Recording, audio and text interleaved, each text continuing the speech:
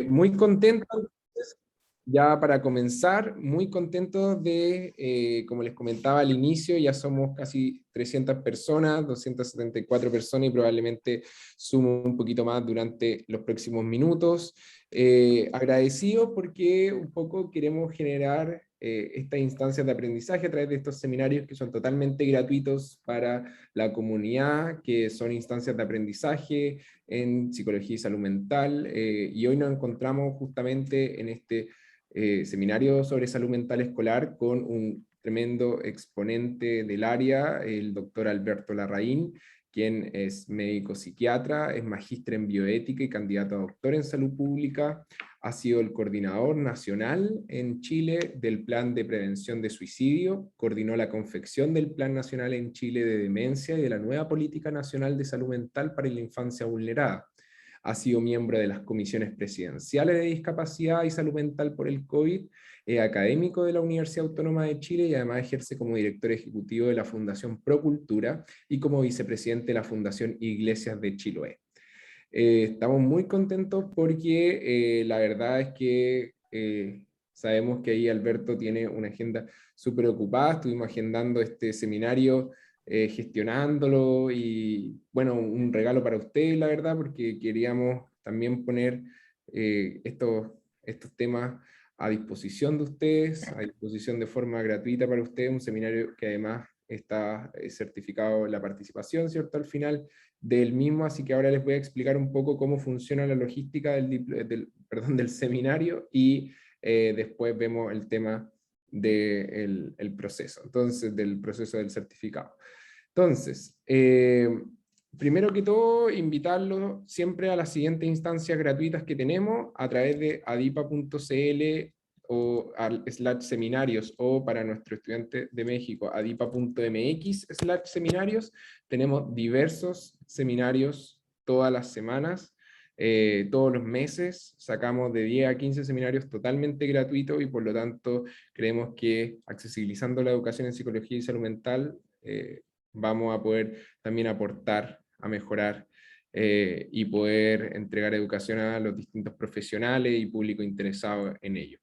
Además, los dejamos súper invitados a otro tipo de forma de tener quizá alguna instancia de aprendizaje a través del podcast Adipados. Ahí ustedes, los que ya lo han escuchado, conversamos con distintos profesionales del área, doctores en psicología, psiquiatras, etcétera, acerca de distintos temas sobre trastornos de la personalidad, sobre intervención en abuso sexual, sobre mentalización, sobre apego, sobre sexualidad, sobre trastorno obsesivo compulsivo, etcétera, etcétera. Hay muchísimos temas muy interesantes, así que ahí los invito a escuchar los distintos podcasts.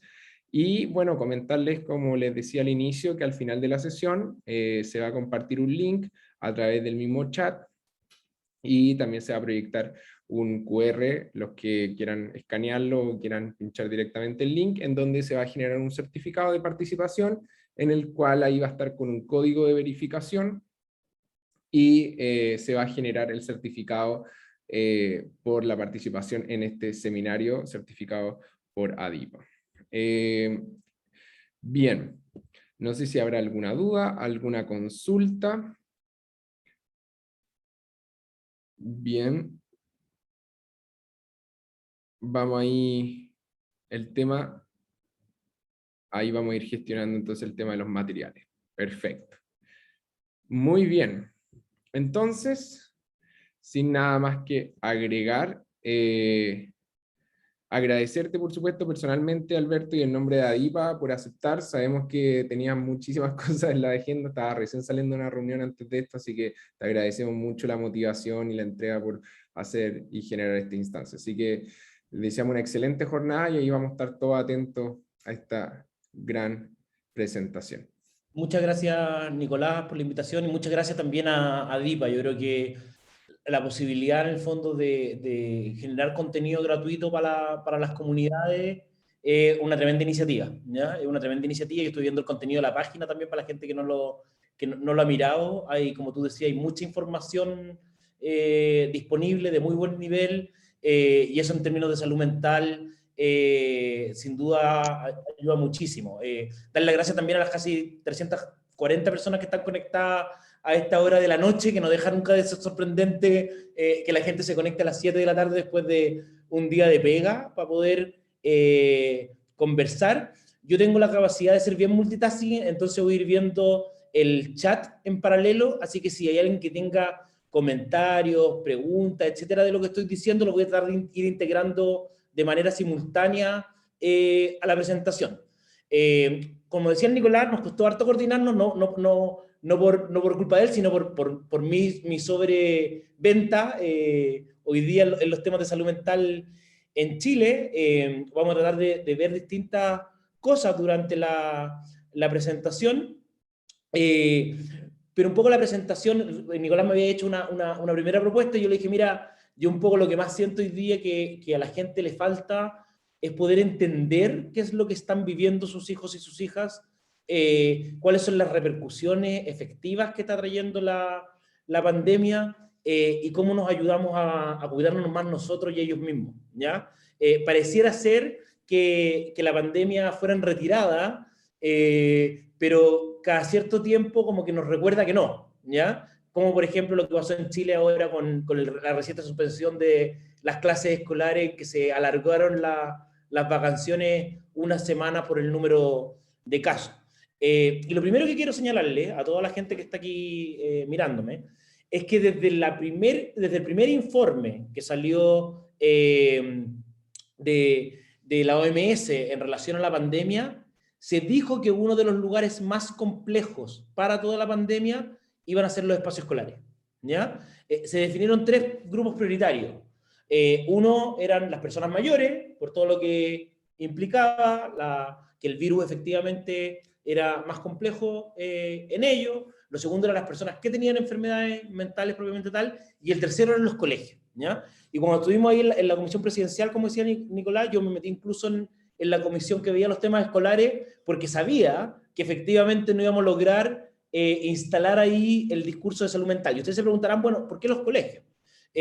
Los colegios porque son de los pocos espacios que existen en la sociedad que tienen tantas personas por un tiempo tan prolongado durante el día, y además en ciclos vitales tan distintos. O sea, dentro de un mismo colegio podemos tener un niño que tiene 6 años y que está en un cierto momento versus un adolescente de 16, 17, y eso lo hace muy complejo, donde además dentro de cada aula hay realidades biográficas muy distintas y al mismo tiempo está la propia realidad del docente o de los personales. Entonces, hacía que ese espacio se pudiera convertir en un lugar prioritario. Este es un estudio, y le voy a pedir disculpas a los amigos de México, que mayoritariamente las cifras son de Chile, pero este es un reportaje que salió hace algunas semanas, donde mostró en el fondo que Chile tuvo 71 semanas de cuarentena, ¿ya? Superando con crece a los países, por ejemplo, africanos.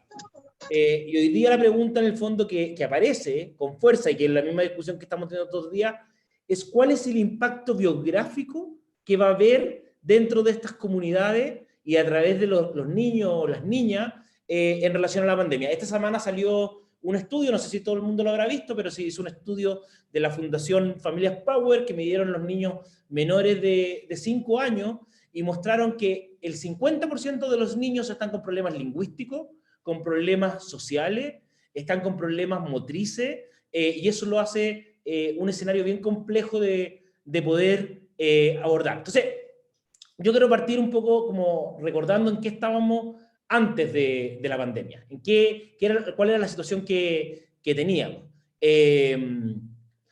Antes de la pandemia, en el caso concreto de Chile, y no es muy distinta tampoco la realidad en México, nosotros teníamos varios de los indicadores más malos de la región, ¿ya?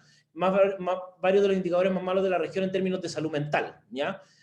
Son la primera causa de licencias médicas desde el año 2008, y habitualmente la gente nos dice, no, es que la gente se consigue licencia y son licencias falsas, ¿no? Pero me imagino que Nicolás también lo ha escuchado. Y sí, efectivamente hay licencias que son falsas y hay licencias que la gente se consigue, pero aunque fueran la mitad de las licencias, esto sería un número desorbitante, ¿ya? Y hoy día tenemos que el escenario es que la mitad de las licencias médicas de todo el país son por salud mental, ¿ya? Eso contradiciendo más la baja cobertura que tenemos. Tenemos varios indicadores muy malos en términos de consumo de alcohol, de consumo de droga, oscilantemente las cifras de suicidio van, vienen respecto a si son más altas, más bajas, hay cierta disparidad. Hoy día en relación al suicidio en la pandemia, ahí lo voy a comentar un poco más adelante, tenemos ciertas dudas respecto a cómo se está comportando el país, y hoy día nosotros tenemos que el escenario, y esta es una diapositiva que yo llevo 2 años utilizando, por lo que si alguien me ha escuchado antes, ha visto esta diapositiva, nosotros teníamos antes de la pandemia 3,8 millones de personas en Chile con alguna enfermedad mental. Una de cada 4 personas en Chile tiene una enfermedad mental. La pandemia hace que se le pida a todos los países que corrijan este número, corrigiéndolo por 30, o con un 30%, ¿ya? Y ahí más adelante voy a tratar de explicar más bien por qué es un 30, no es un número mágico al azar. Pero eso en el caso nuestro hace que lleguemos aproximadamente a 5 millones con enfermedades mentales, 5 millones con enfermedad. No estamos hablando de personas en el fondo que estén con malestar, no, personas que requieren el tratamiento, ¿ya? Y cuando nosotros veíamos cuáles eran los principales problemas que iban a estar y que los que estaban descritos hace 2 años, estaba depresión en primer nivel, violencia en segundo nivel, y para los que me siguen en Twitter ven que yo recurrentemente vengo diciendo que el tema de la violencia nosotros sabíamos que se iba a incrementar, en los colegios, sabíamos que se iba a incrementar en términos de balacera, en términos de violencia intrafamiliar, y lamentablemente no ha sido un criterio a la hora de poder tomar decisiones. Sabíamos también que iba a aumentar el consumo de alcohol y de droga, y eso está íntimamente también vinculado a la violencia. El suicidio, que tiene algún componente más bien errático. Hay 2 países a nivel mundial que han abierto programas y ministerios específicos, que son Reino Unido y Japón, para abordar el suicidio, y lo han abordado desde la soledad, ¿ya? De hecho, Japón abrió el Ministerio de la Soledad, que es algo bien llamativo respecto al abordaje, dado que la pandemia hizo reventar los casos de suicidio el último tiempo.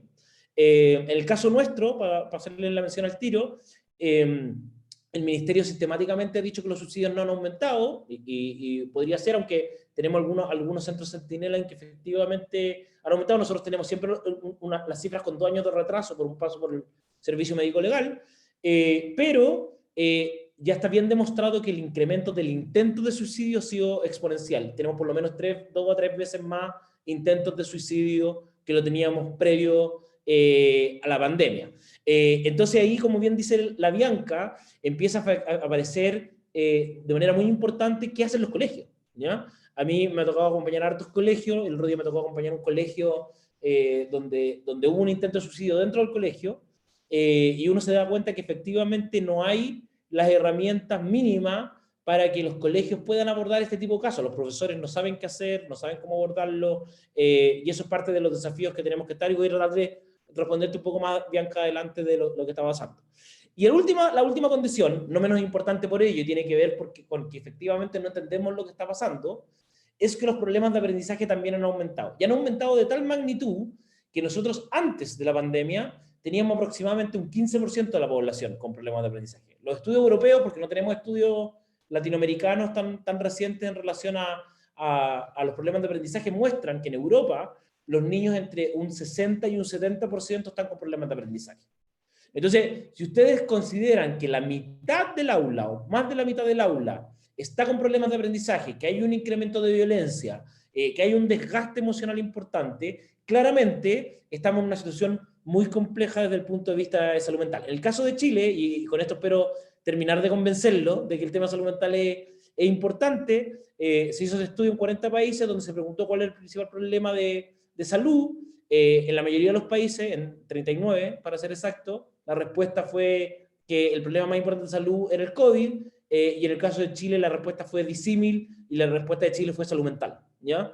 La gente considera que el principal problema que tiene la población hoy día es salud mental, pero no hemos tenido ni la respuesta estructural ni gubernamental necesaria. Y esto también es, para poder refrendarle lo que estábamos hablando, y esto para que a todos les quede claro, es que el tema de la pandemia, y esta también es una diapositiva de 2 años, tenía descritas ciertas olas. ¿Se ve mi puntero o no, Nicolás? Se ve el mouse, Sí. se ve como el Se ve el ratón. mouse, ya. Entonces, Se ve acá bien. tenemos, en el fondo, la primera curva, la curva moradita, que ustedes ven aquí, es efectivamente la curva del virus. Y cuando el virus ingresa al sistema de salud, empieza a tener ciertos impactos secundarios en el sistema de salud. El segundo impacto tiene que ver con que hay un montón de cosas que no podemos atender. Entonces, las personas con cánceres, con accidentes cerebrovasculares, con infarto, que tenían que recibir atención, dejan de recibir atención. Y eso genera un impacto importante en el sistema. Después hay una tercera curva, que es esta azul, que ven acá, que dice relación con que un montón de personas que tenían tratamientos interrumpen su tratamiento. Entonces, la señora de hipertensa, que no se quiere contagiar del COVID, entonces no se atreve a ir a la farmacia a comprar su remedio. No tiene problema hoy día, no tiene problema mañana, pero sí en 5 años más, dado que no tomó el tratamiento durante un año, va a tener un impacto en salud. Y esta curva roja, que está aquí, es la curva de salud mental, que es la que se mantiene más alta y prolongada en el tiempo de todas las curvas.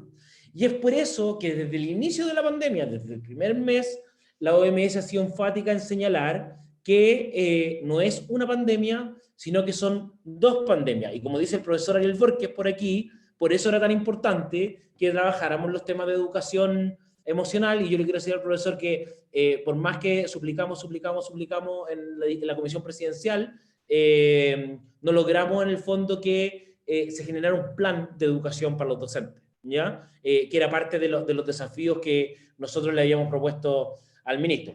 En el caso de Chile, además, ya hay un montón de estudios que han mostrado que esto es consistente. Los estudios de autopercepción muestran que Chile está entre los países que siente que más ha empeorado el tema de salud mental. Y aquí es donde tenemos que empezar a ver por qué. ¿Qué es lo que ha pasado? Una cosa son las enfermedades mentales y otra, y eso es lo que yo espero tratar de mostrarles ahora, es qué es lo que está pasando en el cerebro de todos nosotros y cuál es el impacto que está teniendo la pandemia al ser un estrés prolongado, ¿ya? Nuestro cuerpo tiene ciertas reacciones pensadas para que nosotros podamos reaccionar a un estrés. ¿Qué quiere decir esto? Que se pone a temblar en estos momentos. Nicolás, tú estás en Chile también, ¿cierto? No, estoy en Canadá. Ah, mira, ya en Canadá no tiembla. Pero si en Canadá hay un huracán, ¿ya? Probablemente Nicolás sabe que tiene que pararse rápido y ir al basement. Tiene que ir en el fondo al subterráneo para ponerse en protección. Entonces hay una serie de respuestas corporales dentro de lo que está la activación de la adrenalina, el aumento del cortisol, que nos hacen reaccionar de manera rápida y efectiva a lo que está pasando. Lo mismo pasa si me empiezan a robar, por ejemplo. Si viene un asaltante y me pone una pistola, yo sé lo que tengo que hacer en ese contexto.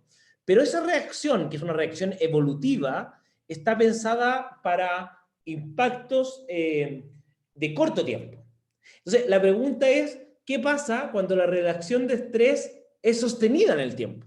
Cuando la reacción de estrés de adrenalina y de cortisol ya no es una hora, no es un rato cortito, sino que son 2 años, ¿ya? Y esa es una gran pregunta porque efectivamente esa adrenalina que es permanente empieza a generar cambios en distintas partes de nuestro cuerpo, ¿ya?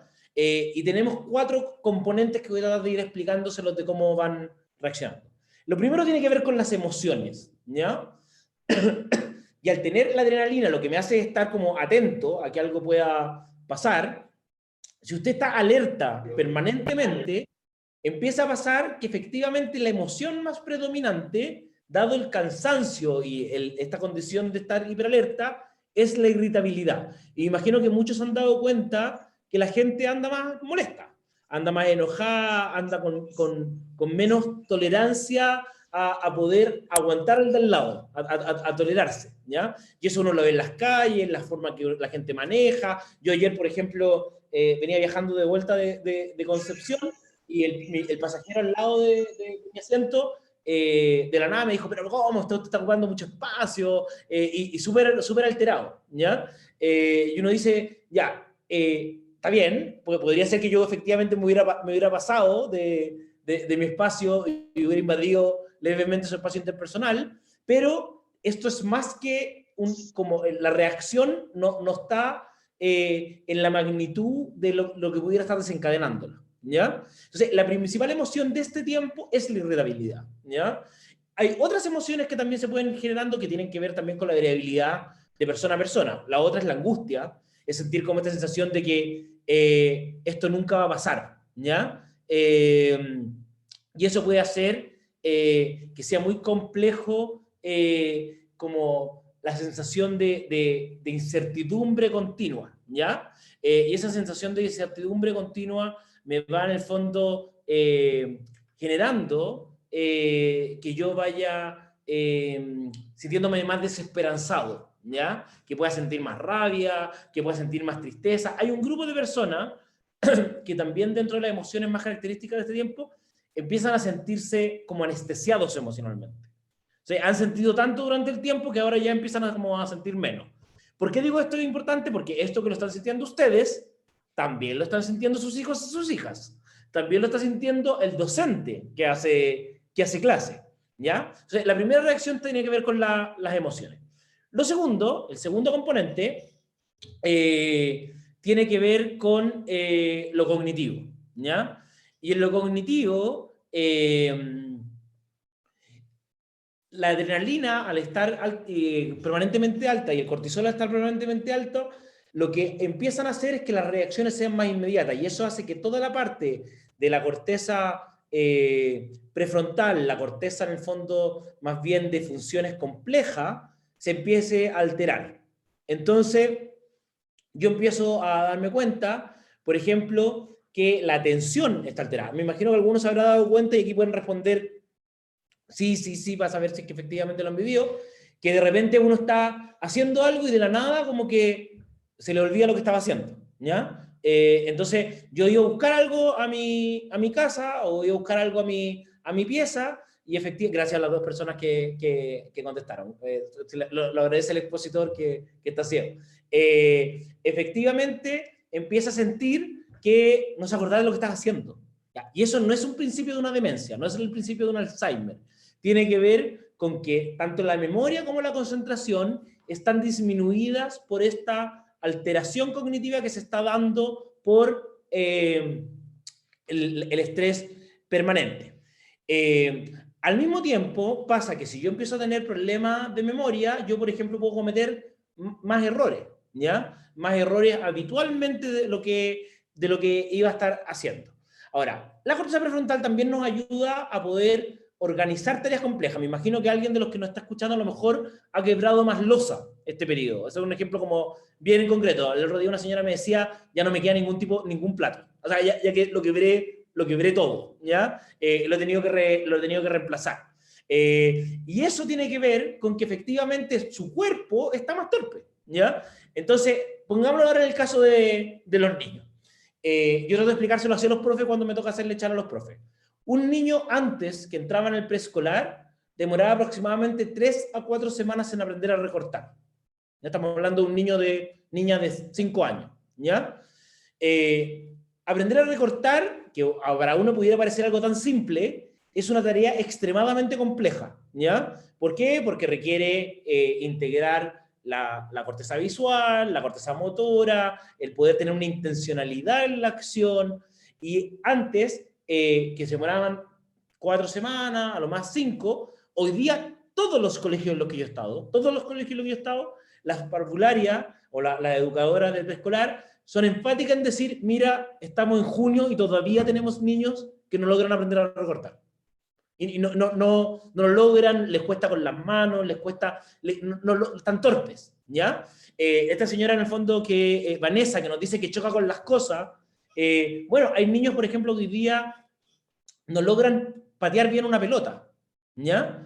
Entonces, si yo no empiezo a entender lo que está pasando en el cerebro de estos niños, efectivamente yo voy a pensar, mira, pucha, a lo mejor yo dejé de ser buen profesor, algo pasó, y eso empieza a generar un montón de complicaciones. Vamos a hablar del tema de hablar como guaguita en primero básico un poquito más adelante.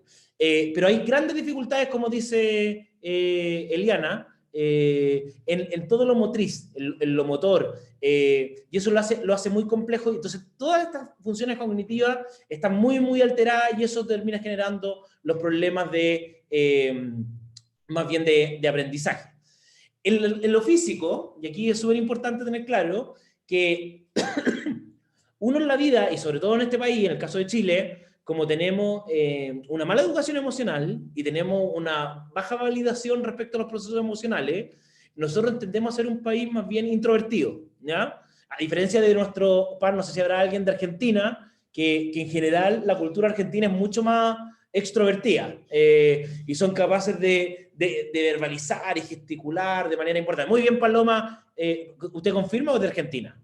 Pero los argentinos efectivamente son mucho más gesticuladores y mucho más enfáticos en poder manifestar sus emociones. No sé todavía si Paloma es argentino o no, que nos confirme para no quedarnos con la duda.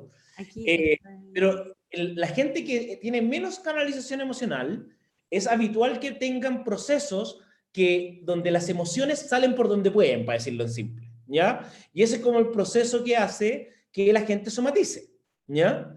Y dentro de las somatizaciones, voy a tomar el tema de las pantallas, lo retomo, Rocío. Dentro de las somatizaciones, hay distintos tipos de somatizaciones. Están las somatizaciones en la piel. Entonces tenemos hoy día un boom de reacciones de acné, psoriasis, herpes, ¿qué más? Todo lo que tenga que ver en el fondo con reacción a la piel. Después tenemos un incremento importante de los malestares físicos. Me imagino que mucha gente, rosácea, muy bien, muchas gracias Marlene.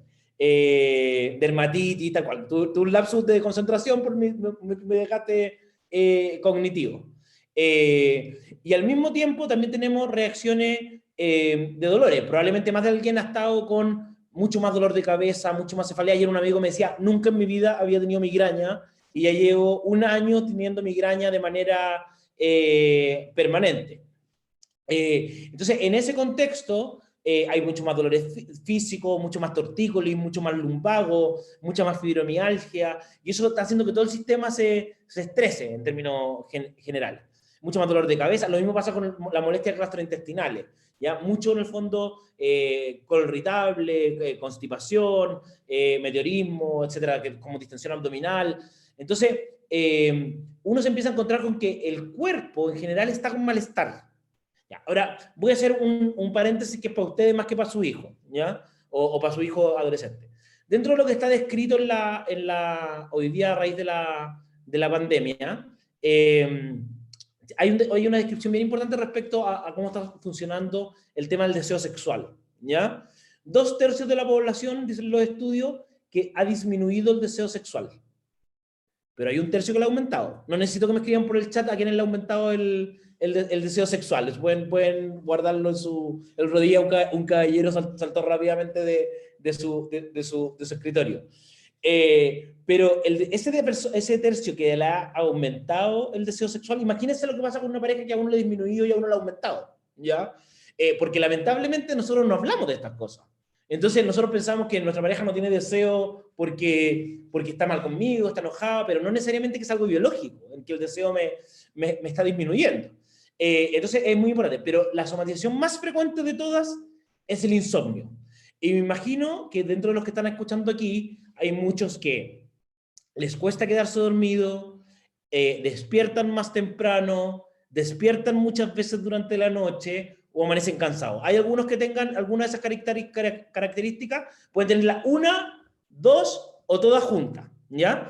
El insomnio lo que está descrito es que hoy día entre el 40 y el 60%, dependiendo del estudio, está con insomnio, ¿ya? Empezó a correr así rápidamente el chat, ya, efectivamente uno está muy cansado, alguien dice que se durmió anoche a las 4 de la mañana y la otra se despertó a las 4 de la mañana.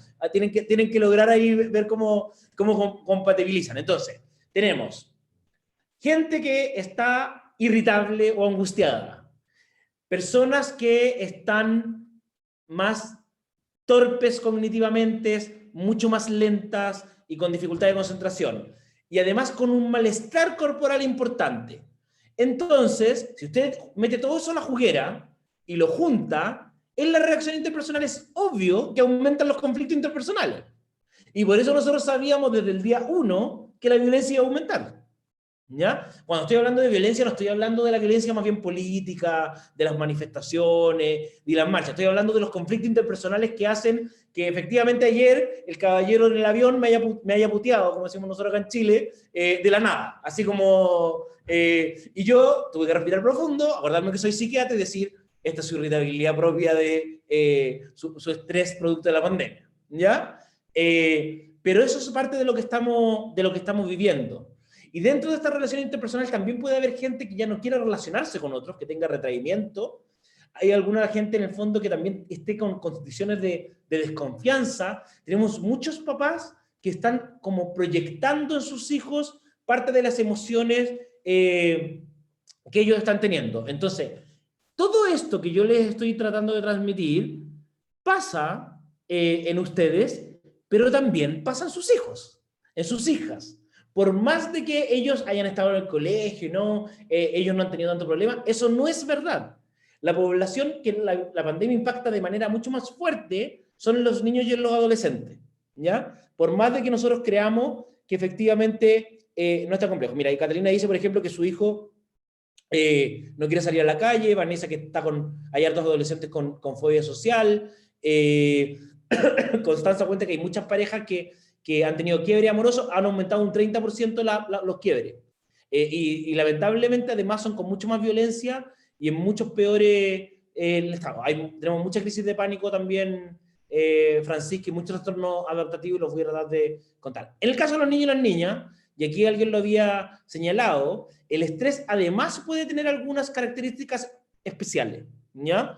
Estos son sobre todo los niños más pequeños, ¿ya? Vamos a empezar niños menores de 8 o 9 años, ¿ya? El primero es la angustia de separación. El otro día me tocó dar una charla en un colegio y me llamaron porque tenían 13 niños que todos los días no quieren entrar al colegio. Entonces la directora me decía, mira, está bien, nosotros habíamos tenido 1, 2 niños que hacían pataleta antes de entrar al colegio, pero hoy día tenemos 13. Entonces en la mañana es un llanterío en la portería del colegio que no les dejan entrar. ¿Por qué? Porque esos niños tienen una angustia de separación. ¿Qué es lo que pasa? Esos niños efectivamente quieren poder estar con sus padres y lo que hay que hacer es lograr que los padres generen una transición al ingreso al colegio y probablemente que ellos ingresen con ellos y eso implica empezar a asumir que el niño 1 puede necesitar algo que el niño 2 no necesita. Delante alguien comentó el tema de hablar como bebé y esto es bien importante porque tiene que ver con que los niños y las niñas al no necesariamente tener las condiciones para poder verbalizar lo que les está pasando, tratan de volver a la etapa en que tuvieron más resguardo. Y eso generalmente son etapas más tempranas de la vida, ¿ya? Y eso puede significar que hagan una regresión, retroceden. Entonces, por ejemplo, mi hijo que tiene hoy día 11 años, que no se pasaba a la cama, a mi cama, desde que partió la pandemia se pasa intermitentemente, ¿ya? Se pasa intermitentemente y está bien que lo haga porque lo que él está buscando es que efectivamente poder en el fondo tener un lugar de mayor seguridad. Hay niños que están hablando como guagua, hay niños que vuelven a tener descontrol de esfínter, etcétera, etcétera. Ahora, una ventana muy importante y uno tiene que estar atento es poder identificar cuál es el contenido simbólico de lo que los niños y las niñas están teniendo. Y ahí el juego y el dibujo son las grandes ventanas para los niños, así como en el caso serían los sueños, como diría Freud. Entonces, uno tiene que estar muy atento respecto a lo que está hablando. Les pido sí que cuando me hagan comentarios en el chat me queden más cortos porque si no, si son párrafos muy, muy largos, me cuesta muchísimo más leerlo. Aquí Karen dice que efectivamente ella ve conductas de cuarto básico en niños de séptimo, ¿ya? Entonces, este tipo de cosas hay que poder identificarlas. Hay colegios, por ejemplo, que los niños están jugando mucho a la pandemia o que están jugando mucho a la muerte.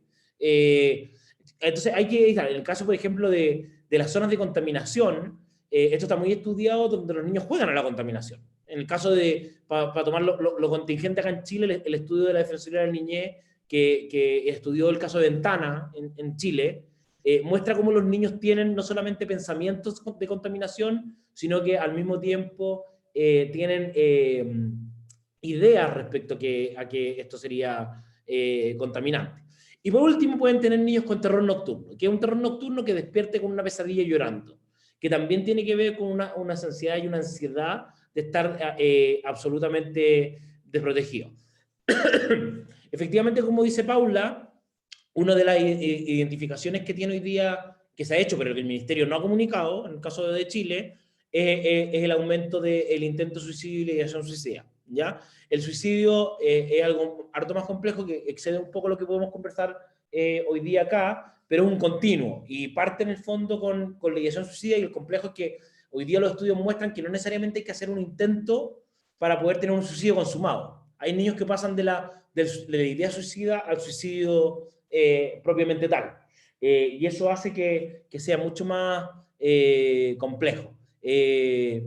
No sé, cómo alguien pregunta sobre el tema de la asistencia, y si vamos a pedirle al staff que nos ayude. Yo me imagino que tiene que ver con la certificación.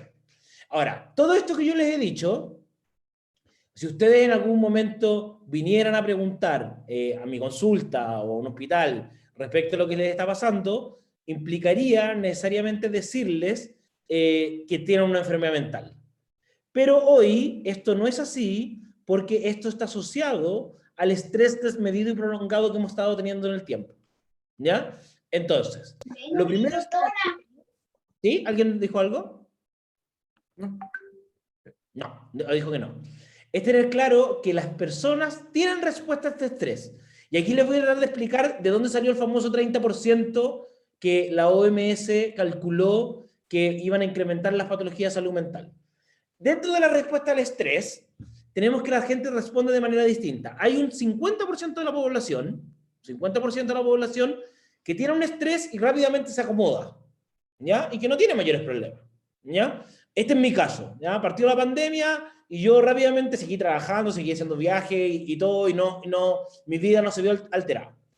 Hay un 80% que tuvo un impacto importante al principio, pero que al poco andar se fue regularizando. Y más o menos hoy día, a los 2 años, ya no hay tantos problemas. Ya ha seguido funcionando y está relativamente bien. Hay otro grupo, que es el 10%, ¿ya? Y ese 10% ha estado mal durante toda la pandemia. Este es el caso de mi mamá, de mi madre, ¿ya? Mi madre sufre la pandemia, y no de exagerada, la sufre de verdad, ¿ya? Y esto ha tenido un impacto importante en su salud mental. Entonces aquí tenemos un primer 10%. Después tenemos un segundo 10%, ¿ya? Que es el más complejo, porque es el que ha aguantado, y nos llega a la consulta y nos dice, pucha, doctor, yo ya no sé qué hacer, pero es como que ahora que la cuestión ya a lo mejor van retirada y todo, como que yo ya no doy más, yo no aguanté y la cuestión ya me reventó, ¿ya? Y tú le dices, sí, porque nadie es capaz de aguantar hasta que la cuestión revienta. Y esa gente empieza a tener la mayor cantidad de síntomas ahora, a los 2 años, ¿ya? Entonces, eso es parte de lo que estamos viendo. Entonces, hay un porcentaje de sus hijos, de sus compañeros de trabajo, de sus familias, que son un 10%, que efectivamente empiezan a tener la mayor cantidad de síntomas a los 2 años del el fenómeno estresante. Y el otro 10% se calcula por toda la desestabilización de los pacientes con enfermedades mentales, ¿ya? Entonces, de ahí sale ese 30% que la OMS calcula respecto a lo que va a pasar. No, Sebastián, no necesariamente es un trastorno de estrés postraumático, puede ser algún otro tipo de cosa, una depresión, un trastorno ansioso agudo, etc. En relación a lo que dice la Cecilia y Carlos, los profesores han tenido un impacto muy grande y han tenido un impacto adaptativo muy grande porque la profesión docente está centrada en la planificación, ¿ya? E incluso hay algunos estudios que muestran que el impacto de salud mental de la población docente podría ser equiparable o mayor que el personal de salud que está en primera línea. Y eso tiene que ver con que tienen menos herramientas para poder enfrentar las situaciones de crisis y estrés, ¿ya? Porque uno diría, bueno, ¿cómo va a ser que van a tener más problemas de salud mental que la gente que está atendiendo la urgencia? Bueno, puede ser porque efectivamente los docentes están capacitados para actuar desde una programación y una planificación, ¿ya? Ese es el centro de del quehacer, a diferencia de nosotros en el quehacer de salud, que está pensado desde la contingencia, ¿ya? Que nosotros, entonces, al docente le estresa mucho más la incertidumbre que lo que le estresa, por ejemplo, a un médico o a una enfermera, ¿ya? Y eso va teniendo cierto impacto, sumado a lo que efectivamente alguien mencionó, de que no han habido ni capacitaciones. No hemos logrado en el fondo transmitirle ni capacitarlos en cómo abordar el tema de salud mental. Entonces, no saben, nadie les explica, por ejemplo, que el cerebro del niño cambió y que como su memoria está alterada hoy día, no se va a aprender las tablas. Entonces, como para todo el saberse las tablas, que son, no sé si en México lo dicen igual, pero son la posibilidad de multiplicar, y como para cualquier papá, el poder multiplicar es como el mínimo mínimo de la educación. Si su hijo no sabe multiplicar, no sabe nada. Hay un esfuerzo de tratar de meterle algo que no necesariamente va a poder mantener. Entonces, aunque hoy día nosotros sabemos que la mayoría de las personas se mejoran solas, la mayoría se mejora sola, eso no significa que estén bien. O sea, yo me mejoré solo y todo, pero sí, efectivamente, estoy con insomnio. ¿Ve? Su hija, alguien dice que su hija de sexto todavía no se la aprende. Es normal que no se la aprende porque hoy día la memoria que está más afectada por la pandemia es la memoria de almacenamiento de tareas que no son significativas, ¿ya? Entonces, mi hijo que está en séptimo todavía tampoco se la aprende. Estoy ahí lidiando yo con mi angustia de que no se la aprenda, pero está bien que él no se la aprenda. Efectivamente, como dice Camila, o Camilo, no sé, la escuela no tiene, la escuela de pedagogía no tienen ningún tipo de capacitación en términos de salud mental. Entonces, ahí es donde viene la pregunta de cómo nos cuidamos nosotros y cómo nos cuidamos nuestros hijos, ¿ya? Entonces, lo primero que uno podría partir, y yo no sé cuántas charlas de ADIPA han venido, pero uno debería decir, bueno, pero ¿qué es la salud mental? ¿Qué está hablando este doctor durante todo este tiempo? Y todavía no viene y nos dice qué es la salud mental. Bueno, la salud mental es el bienestar. El bienestar que ustedes tienen en su vida, el bienestar que tiene su hijo, y es el bienestar que me permite hacerle frente al estrés, desarrollar mi proyecto de vida, y en ese sentido, también en el fondo, poder generar una contribución a mi comunidad. Esa es como la definición formal de la OMS. Y como es el bienestar, ustedes comprenderán que no para todo el mundo es igual. Vamos a hacerle una pregunta al público a ver si alguien me ayuda, ¿ya? ¿Hay alguien aquí dentro de los oyentes que sea fanático del fútbol o de ir al estadio? Aquí, Sofía, ¿tú eres fanática del fútbol? Vamos a seguir con Sofía. Ya, Sofía, ¿podrías prender tu cámara que vamos a interactuar un segundo? Vamos a hacerlo dinámico, ¿ya? Vamos a esperar a que Sofía... no es un palo blanco, para que estén todos claros. Sofía, ¿sí? Sí, ahí la aprendí. Ahí hablé para que parezca. Sofía, ¿tú eres fanática del fútbol? Sí, así es. Ya. ¿Qué equipo te gusta? Santiago Wander, de Valparaíso. Mira, poco habitual, ya. Entonces, ¿tú vas al estadio qué tan seguido? Ahora menos, pero antes iba bien seguido. Por lo menos dos veces al mes. Yo soy de Santiago. ¿Qué te pasó a ti cuando dejaron de permitir ir al estadio? Hoy, al principio yo me empecé como a angustiar mucho, porque para mí era como una terapia ir, como gritar, como cantar, todo eso. ¿Y qué te pasaba, Sofía, si le contaba ya a alguien que te tenía angustiada al no poder ir al estadio? No todos lo entendían, po. Por ejemplo, ¿Ya? mis amigas no son fanáticas del fútbol, entonces como que es una locura lo que les digo. Es una locura lo que te decís. Y que la respuesta típica es como, ay, pero no seas exagerada. Claro. Si estamos hablando de un partido de fútbol, no estamos hablando de algo importante, estamos hablando de ir al estadio. Sí, no es tan importante. Ya. Este ejemplo muchas gracias, Sofía, voy a volver a su anonimato. ¿Ah?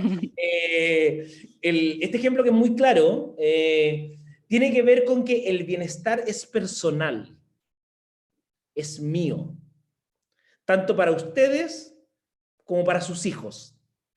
Y eso quiere decir que el deterioro en bienestar que ha traído la pandemia pasa por lo que a mí me importe, ¿ya? No por lo que le importe a usted, ¿ya?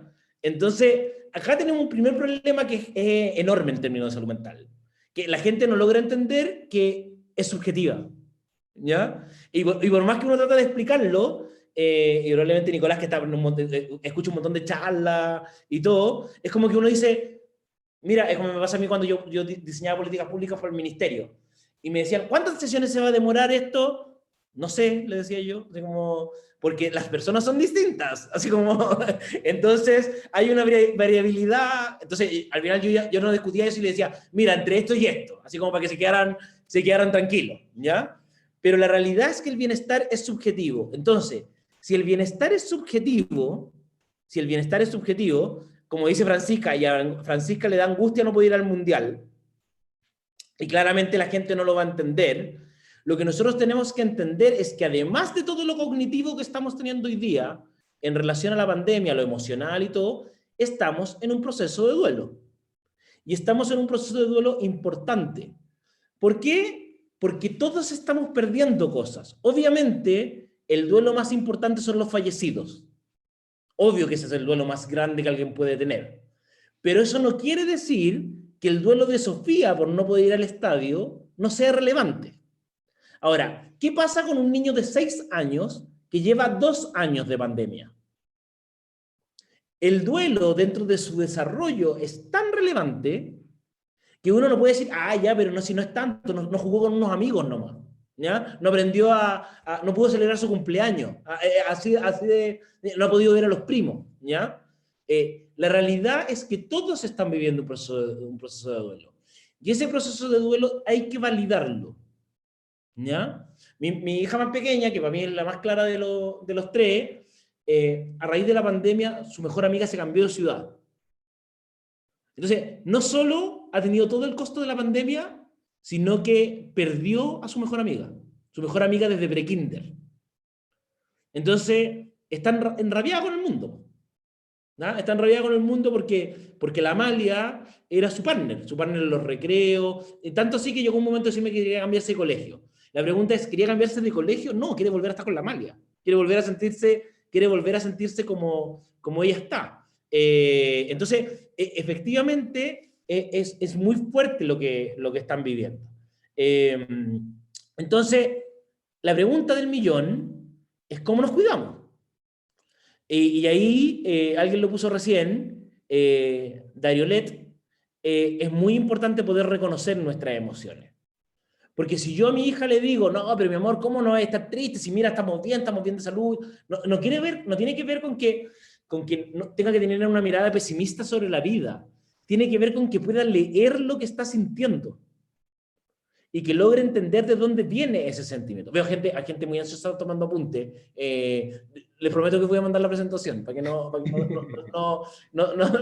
se angustien. ¿Ya? Entonces, eso es muy importante.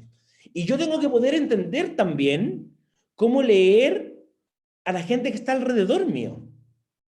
O sea, si yo no soy capaz de diferenciar el cómo están mis distintos hijos, no voy a lograr entender que mis hijos distintos necesitan cosas distintas. ¿Ya? Es un error creer que lo justo es dar lo mismo para todos. Y ese es un grave problema que nosotros tenemos en salud mental, porque cuando uno va a discutir la confección de política pública, vienen y dicen, ya, pero ¿qué es lo que va a hacer? Ya, voy a tener un grupo que va a hacer esto o esto, pero como tantas versiones, es que tengo que tener algunas opciones distintas, ¿ya? El segundo de mi hijo, un día me planteó y me dijo, obviamente cuando reabrieron los colegios, yo era de la idea de que los niños tenían que volver al día 1 al colegio, ¿ya?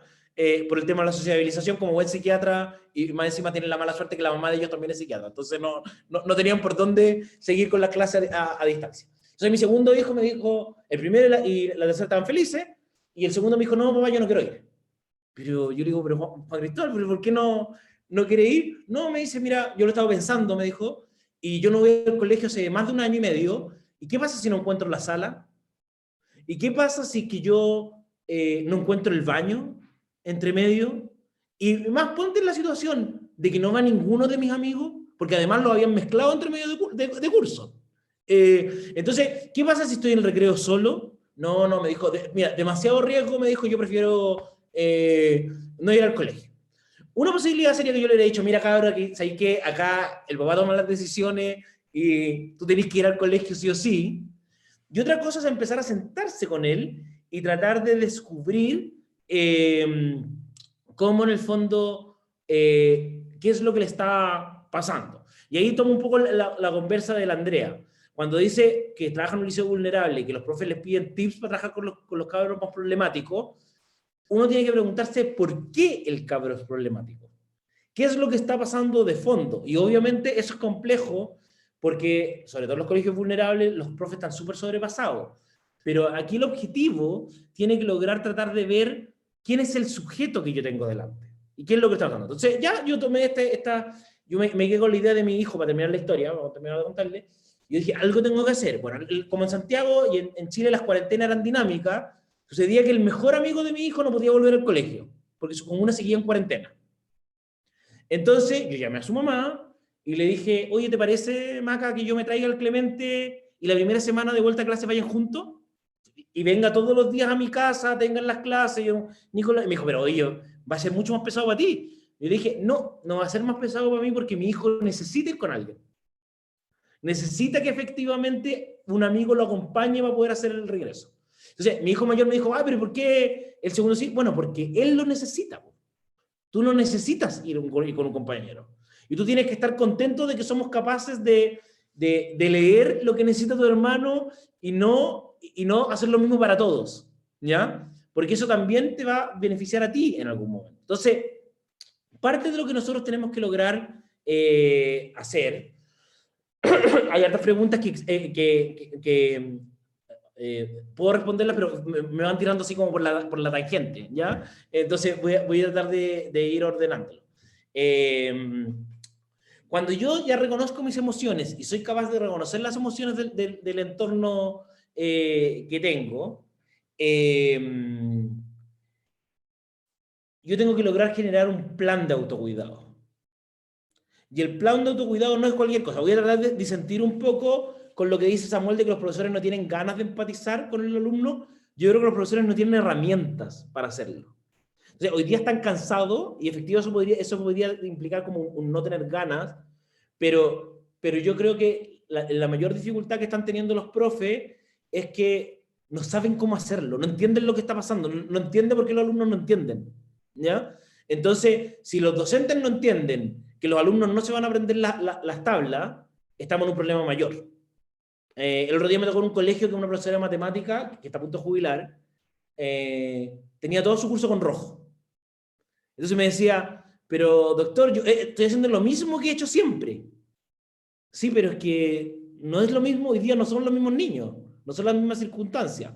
Entonces, como dice Karina, efectivamente, muchos se están capacitando por fuera, están tratando de hacer las cosas, pero hay un déficit importante de poder hacer esto. Esto mismo que estamos haciendo con ustedes, yo le propuse al Ministerio de Educación, en el caso de Chile, que hiciéramos una plataforma con cápsulas de aprendizaje donde yo podía hacerlo gratuitamente, o sea, podíamos ver un grupo de gente que les explicara estas mismas cosas en un proceso un poco más extendido, con los niños TEA, con los niños problemáticos, porque tienen bajadas distintas, los distintos con el suicidio, pero no logramos que eso se implementara. Entonces, el plan de autocuidado, y aquí es la respuesta para ustedes, para todos los que me dicen que son tan cansados y todo,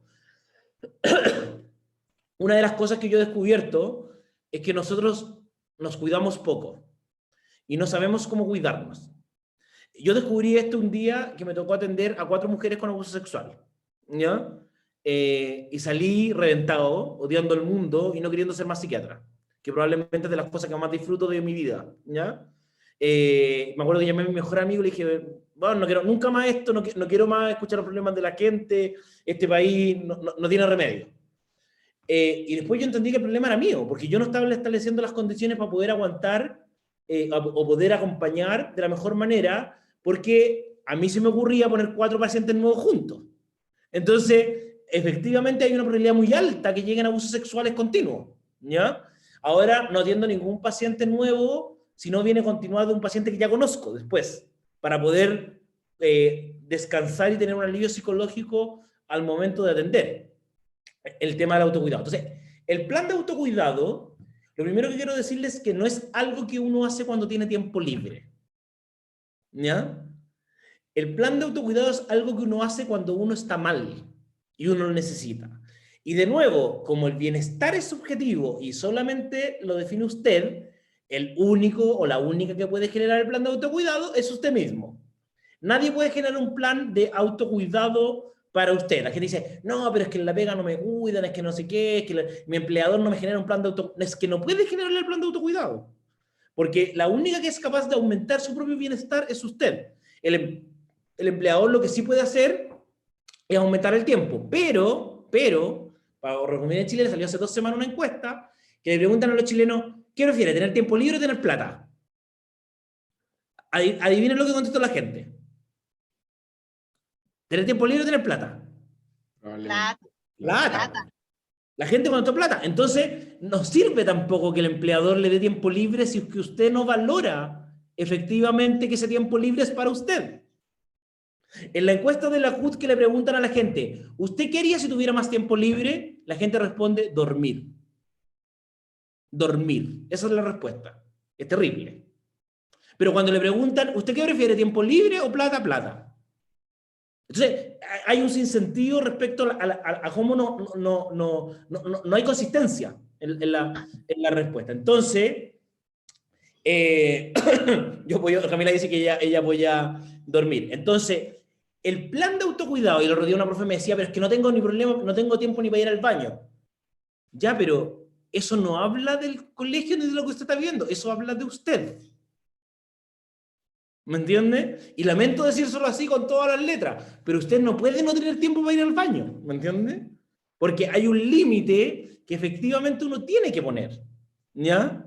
Entonces, el plan de autocuidado es clave y yo lo intensifico cuando estoy mal. O sea, si yo defino que en mi plan de autocuidado, por ejemplo, en el plan de autocuidado yo incorporo todas las cosas que aumentan mi bienestar, pasatiempo, acciones, personas, animales, lo que uno quiera, ¿ya? Y lo establece por un tiempo que debería ser un mínimo de media hora, ¿ya? Entonces yo, por ejemplo, tengo dentro de mi plan de autocuidado, y siempre lo cuento, capaz que me da alguna vez, yo tengo mi mejor amigo de medicina, que él es parte de mi plan de autocuidado. Yo, cuando estoy mal, yo lo llamo y me basta hablar 15 minutos con él para que yo vuelva a entrar en mi centro. Él logra atacar todas las teclas justas de mi descompensación emocional, ¿ya? Entonces, desde que partió la pandemia, hablamos todos los días. En la mañana o en la noche. Todos los días. ¿Por qué? Porque a los dos nos hace bien. Él es el jefe además de una urgencia de un hospital público en Santiago. Entonces su nivel de estrés es infinito. Entonces nos acompañamos. Nos acompañamos y tratamos de disminuir ese estrés. Entonces, y antes de la pandemia no hablábamos todos los días. Hablábamos con suerte una vez al mes o una vez cada 3 semanas. Y nosotros tomamos la decisión de decir, mira, para poder enfrentar la pandemia tenemos que hablar más. Y hemos pasado días juntos, e incluso hemos tomado acciones así como decir, hagamos un viaje de un día los dos, tratar de intensificar, poder hacernos bien. Y eso está, de nuevo, si a usted le gusta la naturaleza, dése media hora para ir a una plaza. Y tiene que generar ese espacio. Usted tiene que proteger ese espacio es suyo. No se lo pueden quitar. Si a usted le hace bien estar con su mascota, dése 20 minutos para estar con su mascota, ¿ya? De hacerle cariño, de estar con usted. Y eso es muy factible y hace muy bien. Y si no, usted tiene que aprender a pedir ayuda. O sea, si el plan de autocuidado no es suficiente, hay que aprender a pedir ayuda. Nosotros no sabemos pedir ayuda. La gente llega a consultarnos cuando debieran haber consultado 2 años antes. O sea, llega cuando la cuestión ya está incinerada completa. Con ideación suicida, con problemas de consumo de droga, con temas de agresión, etcétera, etcétera, etcétera. Entonces, nosotros necesitamos empezar a prevenir, porque antes es mucho más fácil poder interactuar. Acá hay una foto que saqué del ministerio, y harta gente ha hablado del tema de las mascarillas, pero ¿ustedes se imaginan lo que es estar con mascarilla durante 8 horas aprendiendo? Siendo niño o niña además, o adolescente. Es del terror. O sea, el otro día mi hijo me decía, y aquí es donde uno empieza con la cuestión, me decía, pucha papá, ya no podemos compartir la colación, no podemos compartir la colación.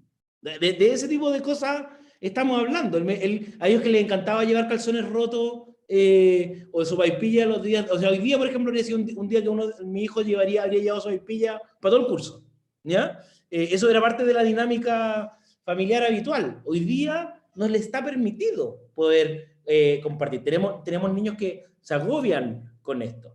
Y al mismo tiempo tenemos docentes que han tenido que vivir con todo esto. Nosotros sabíamos que este año, cuando volvieran todos al colegio, iba a quedar la embarrada. Lo dijimos. Quiero decirle a los docentes que están aquí que yo se lo dije al ministro Figueroa 2 veces en su cara, ¿ya? Que esto iba a pasar, que iba a aumentar la violencia, que los profesores no están capacitados, pero nuevamente el tema de salud mental no es el criterio para tomar la decisión, ¿ya? Si el tema de salud mental fuera un criterio para tomar la decisión, no se hubieran suspendido las clases, porque los niños necesitan sociabilizar. O sea, todos los indicadores muestran que los niños necesitan intensificar su sociabilización, ¿ya? Entonces, ahí es donde el problema está, porque hoy día el criterio se hizo por la enfermedad respiratoria, pero uno podría haber dado la flexibilidad para que algunos colegios hubieran tomado algunas opciones u otras. Entonces, ahí es donde estamos teniendo el problema. Entonces, nosotros hoy día, como yo les decía, cuando nosotros tenemos que un niño o una niña de 5 años ha basado en su vida, en el caso de Chile, un 30% de su vida en encierro, un 30% de su vida en encierro, la magnitud del impacto biográfico es enorme, enorme. Entonces, la pandemia le pega mucho más fuerte a los niños y a las niñas que a los adultos, muchísimo más fuerte. Y eso hace que nosotros hoy día no tenemos el mismo colegio, como lo veían en la foto, no tenemos a los mismos niños y además estamos más cansados. Entonces, es un escenario súper poco favorable si es que nosotros no logramos efectivamente poder avanzar. Les vuelvo a decir que me traté de escribirme frases más cortas porque si no, como que de repente corren y no alcanzo a leer tan rápido. La realidad de la escuela rural, nosotros estamos acompañando desde la Fundación varias escuelas rurales en Tierra Amarilla. Los niños de Tierra Amarilla no tuvieron nada durante 2 años, no tuvieron clases, ni presenciales ni a distancia, ¿ya? Y en las escuelas rurales, que podría haber una dinámica distinta, también están absolutamente invisibilizadas y se les pide exactamente la misma dinámica que otras escuelas cuando tienen otros factores protectores muy importantes. El caso de Santa Cruz, Catherine, es bien complejo, sobre todo porque además tuvimos el caso de suicidio que sucedió a principios de año con un revólver, y eso es el primer caso en la historia de Chile de un suicidio con arma dentro de un colegio. Y eso cambia todo el escenario de Santa Cruz para adelante. A mí me llamaron Santa Cruz para tratar de que yo hiciera el acompañamiento, pero fui súper responsable en decir que no me daba para poder, porque requiere un nivel de acompañamiento mucho más alto. Sí, voy a compartir el PPT que me están pidiendo. Entonces, el tema de salud mental además tiene ciertas tensiones.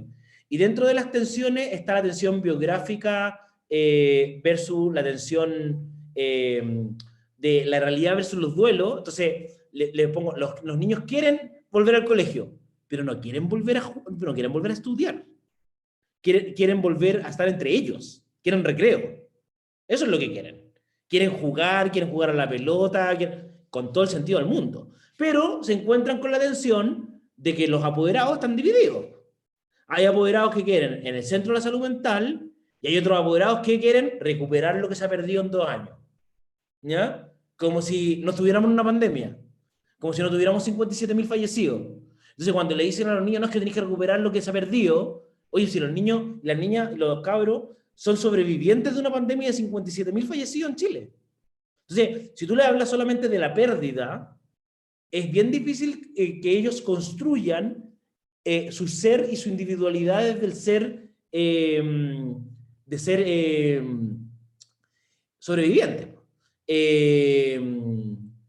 Sí, hay muchas cosas que yo también me cuestiono, Ruth. Entonces, yo además tengo que confesarle que yo soy el típico apoderado cacho en el colegio de mis niños. Mandan una indicación y mando como 40 papers contradiciendo lo que están pidiendo. Este es un estudio que salió el año pasado en relación al tema de suicidio que alguien decía, de que efectivamente en las clínicas del sector oriente de Santiago no tenemos más reportes, es el único reporte que tenemos hasta el momento, empezaron a decir que habían aumentado los intentos de suicidio hasta 16 veces en términos de las consultas, en los adolescentes. Y esto es lo que nosotros estamos viendo. Nosotros lo estamos viendo hoy día sistemáticamente en distintos espacios. Les puedo contar que en 2 centros Centinela, que la Fundación levantó parte de la información, tenemos un incremento de los intentos de hasta 3 o 4 veces, cosa que tampoco aparece dentro de la toma de la decisión, ¿ya? Y eso se hace bien importante. Entonces, dentro de los trastornos que están teniendo los niños, está el suicidio, está el tema del bullying, que además se ha abierto con todo el tema de las pantallas, el ciberbullying, y ahí retomo un poco lo que alguien me preguntaba sobre las pantallas. Efectivamente, la evidencia dice que los niños menores no debieran tener pantalla, sin pandemia. Sin pandemia. Con pandemia era lo que teníamos. Yo le compré un Play a mi hijo para que pudieran interactuar con sus amigos, siendo que me había mantenido en contra de que tuvieran juegos en línea, porque era la forma en que podían sociabilizar también. El problema que tenemos hoy día es que lo que fue por la pandemia se nos empieza a transformar en un estado permanente, ¿ya? Y ahí tenemos un problema grande de la confección de políticas públicas. La pregunta es, ¿cuándo debiera tener un niño o una niña una pandemia? O sea, una pantalla. Depende. Hay que preguntarse quién es ese niño, cuáles son las características que tiene y todo. Si alguien me pregunta así como una fecha así, la evidencia dice que debería ser en torno entre las 10 y los 12 años, que antes de eso lo ideal es que no tenga un celular, por ejemplo, ¿ya? Pero es una realidad bien compleja. Yo este año le compré celular al último de mi hijo, que tiene 14, yo me había propuesto los 15, pero ya era como el niño Amish del colegio, porque era el único que no tenía celular, entonces como que me compadecí de él. Por suerte se le perdió, entonces ahora tengo una excusa nueva para poder seguir retrasando la situación. Después están los cuadros de violencia intrafamiliar, los cuadros de depresión, están los duelos patológicos y, de nuevo, los problemas de aprendizaje, son 60-70%. Hay un estudio que salió hace poquitos días, que no alcanzo a profundizarlo más, pero es el primer estudio de abuso sexual en Chile, que muestra que 2 de cada 10 hombres tienen un abuso sexual en Chile y 1 de cada 3 mujeres. Ese es el cifra. Es un estudio de la Fundación para la Confianza, es un estudio terrible, uno hubiera esperado una cadena nacional de parte de las autoridades, pero no lo logramos nuevamente. Y si yo tengo esas cifras, que un poco son bien consistentes con lo que muestra la UNICEF, la UNICEF muestra que es del 10%. Entonces, si yo tengo un colegio de 1000 alumnos, significa que tengo 100 alumnos al menos con abuso sexual. Al menos 100. Cuando yo habitualmente le pregunto a los colegios, ¿cuántos niños con abuso sexual tienen ustedes? La respuesta es ninguno. Entonces, así de invisibilizado tenemos el tema de salud mental. Como que no, el cabro se porta mal, el cabro es problemático, el cabro que, y nadie está pensando que están abusando sexualmente de él. O sea, un cabro que es problemático, para la que me preguntaba el tip, un cabro que está repitiendo, un cabro en el fondo que tiene una alteración de la conducta que antes no tenía, es un abuso sexual hasta que no se demuestre lo contrario. Eso es lo primero que yo pienso, lo primero, lo segundo y lo tercero, ¿ya? Y después de eso, yo entro a pensar en otras cosas, ¿ya? Pero descarto que el cabrón no esté teniendo un abuso sexual, hombre o mujer. 2 de cada 10 hombres tienen un abuso sexual en Chile. 2 de cada 10 hombres.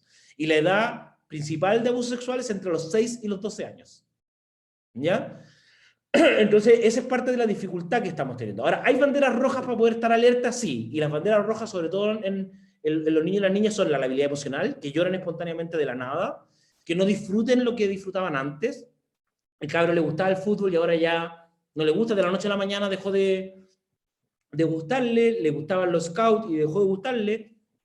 Que pierdan o ganen peso de manera importante. Cuando yo digo importante, se habla de más o menos 4 kilos, o sea, una variación de 4 kilos ya deja, varía según la edad, pero para que ustedes lo tengan así como un número. Los temas de aislamiento social, los temas de lesiones que uno se puede hacer en los brazos y las piernas. Lamentablemente, los profes, los adultos tampoco saben respecto a poder reconocer las lesiones y las conductas de riesgo, dentro de las cuales está el consumo de alcohol y de drogas, ¿ya? Lo mismo que las conductas sexuales sin protección. Este es un estudio que es bien interesante sobre la UNICEF. Me voy a centrar en las últimas 2 diapositivas, ¿ya? Porque estamos como justo en el tiempo. Pero lo que muestra es que el 75% de los cabros y de las cabras han sentido durante la pandemia que han necesitado ayuda. El 75%. Pero que menos del 40% ha pedido ayuda. Y cuando han pedido ayuda, no se la han pedido a un adulto, se la han pedido a un amigo. Entonces, es el peor de las situaciones. ¿Ya? Porque cuando yo tengo un hijo que tiene problemas, yo lo que aspiro es que mi hijo me cuente. Pero los hijos no saben cómo pedirnos ayuda porque nosotros no les hemos enseñado cómo tienen que pedirnos ayuda. Y lo otro es que ninguno de nosotros, en general, los adultos, no estamos acostumbrados a validar las emociones. Entonces, como yo nunca me he mostrado vulnerable o con pena delante de mis hijos, ellos tampoco sienten que tienen la posibilidad de estar con pena delante nuestro. Entonces, sienten que no los entendemos. No los entendemos. Ahora, ¿quiere decir que usted tiene que estar llorando todo el día delante de su hijo? No. Pero, por ejemplo, el domingo, por darle un ejemplo, fue el aniversario de cumpleaños de mi abuela, que fue quien me crió. Y yo, todos los cumpleaños de mi abuela y todo el aniversario de la muerte de mi abuela, ando triste. Es el día que la pena me invade. Entonces, yo les cuento a mis hijos. Les digo, hoy día es el aniversario de la abuelita Luisa y este día yo ando triste. Y se me cae un lagrimón, y ellos me abrazan, y ellos me dicen, pucha, papá, estamos contigo. Estoy hablando de mi hija de 9 años. Mi hija de 9 años que es capaz de contenerme a mí y de ver que yo tengo pena. Entonces, ella es capaz de decirme cuando ella tiene pena también. ¿Ya? Y ese es parte del salto que nosotros tenemos que lograr empezar a hacer. Mario Benedetti tiene esta frase que es bien bonita, respecto a que tengo la teoría de que cuando uno llora, nunca llora por lo que llora, sino por todas las cosas por las que no lloró en su debido momento. El niño cuando está llorando no es como decirle, ya, pero mi amor, no pasa nada, alegría, alegría, alegría.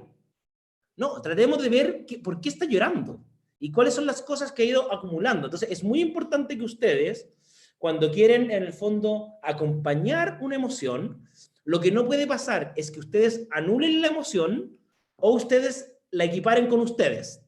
¿Ya? Ejemplo, les digan, mira, hay gente que lo está pasando peor. Frase típica. O vas a ver cómo en poco tiempo se te pasa. O deja de llorar, que llorar no sirve de nada. Tienes que ser fuerte por los otros. Todas esas frases lo que hacen es anular la emoción, eliminarla. O la típica, oye, pero si a mí me pasó algo igual. Yo no tengo la vida de mis hijos. Yo no viví una pandemia a los 7 años. No la he vivido.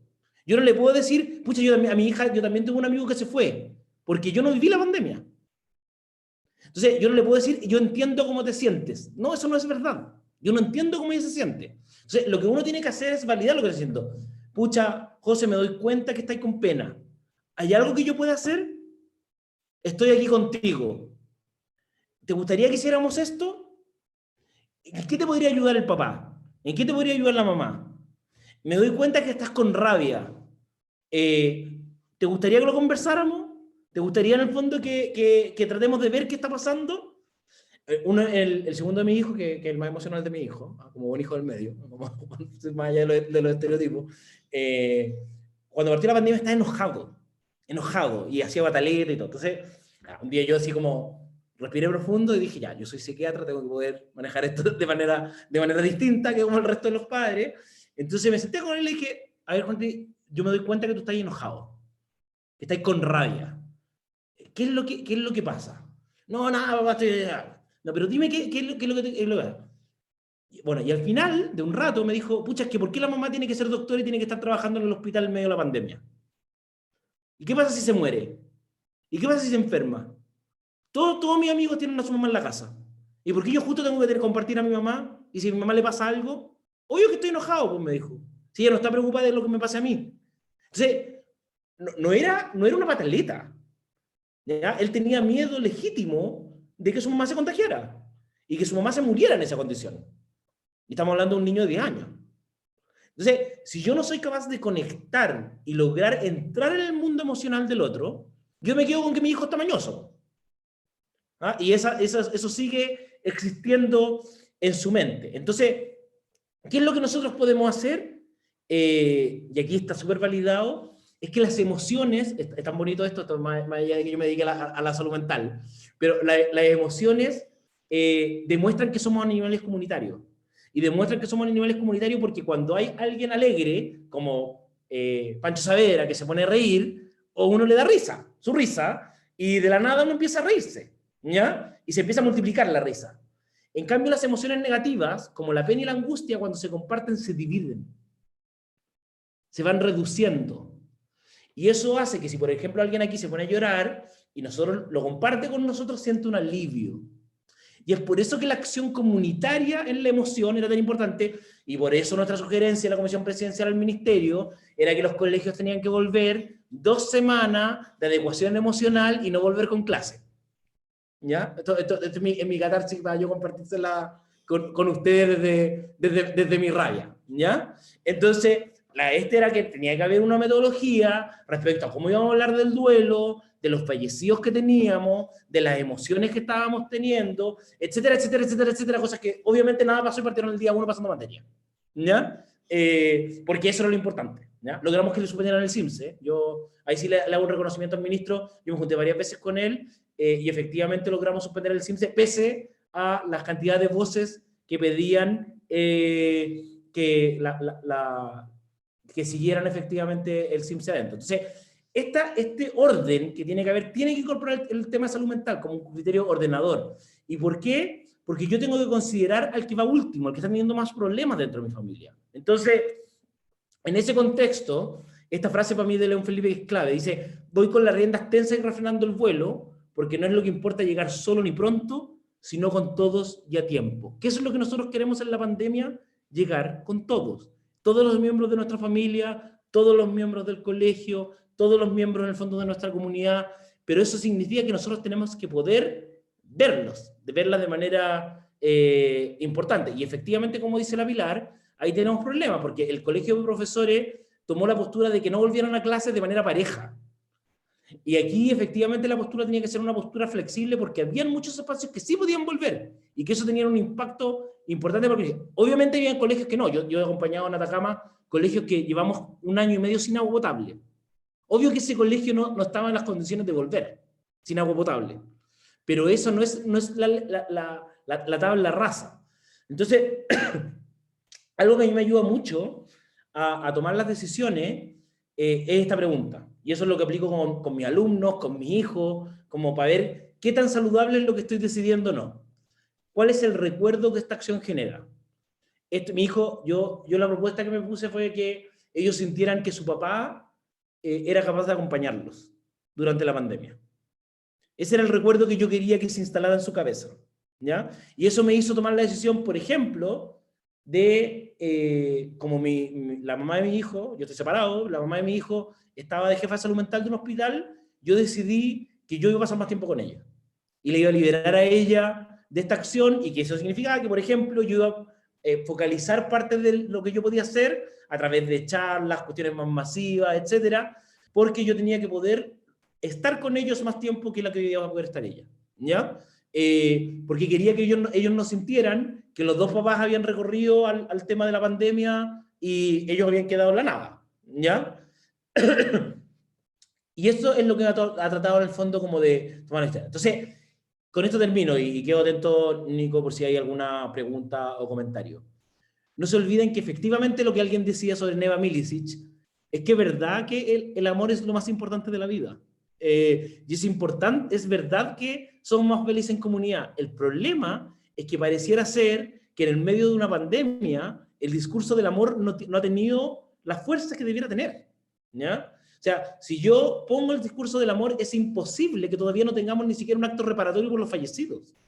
No tenemos todavía un acto de duelo nacional. La mayoría de los países lo han hecho. Entonces, ¿qué es lo que nos pasa a nosotros? Que pareciera ser que son otros los criterios que efectivamente hacen tomar las decisiones. Y con eso termino y quedo abierto, Nico, por si alguien tiene alguna pregunta o tú tienes alguna.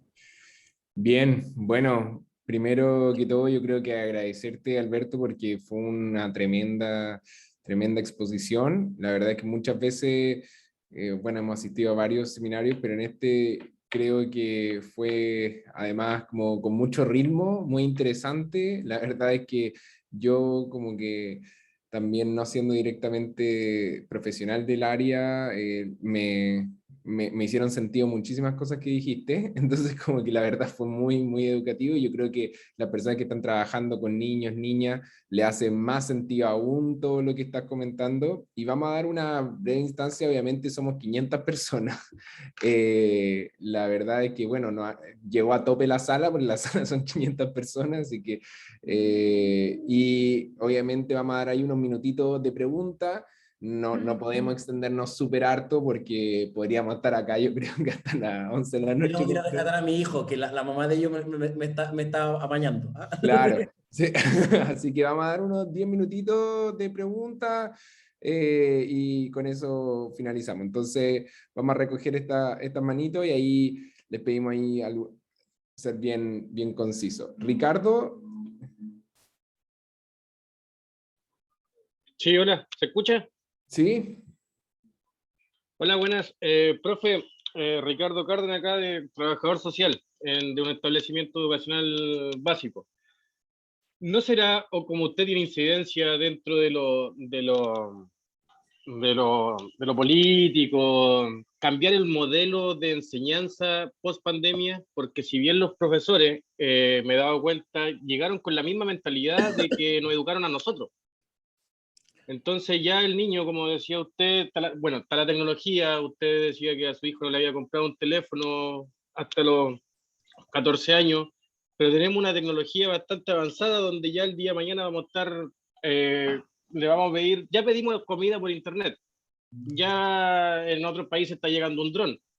Entonces, ¿no será cambiar el modelo educativo en general hacia los niños con una educación emocional, como se decía acá, dentro de los comentarios, pero permanente y cambiar el modelo completo, cambiar un modelo completo? Me imagino que deben pasar unos 30, 40 años, debe ser un costo gigante, pero cambiar un modelo completo, porque ya los niños post pandemia llegaron más despiertos, llegaron mucho más despiertos, bueno, no sé si a algunos colegas por ahí les pasa, llegaron pasados para la punta igual, que no se daba, por ejemplo, en mi generación de 30 años, pero cambiar un modelo en general, aplicar, por ejemplo, otras pruebas, no tan riguroso a una enseñanza estructural. No sé si me logro explicar.